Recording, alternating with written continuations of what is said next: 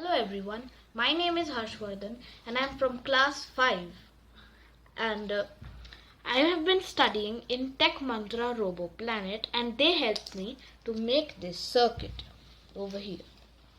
Here I use this potentiometer and glow this LED or any LED actually. So here the wiper is connected where the positive of the LED should be, the anode. The green wire is giving it a positive and the grey wire is giving it a negative charge. Here I have not connected the battery for safety measures. So first we just connect it like this, and if you are experienced in this you will know that we need a resistor. But the potentiometer itself is a resistor.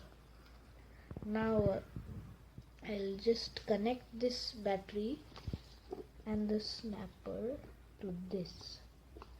Here it is off.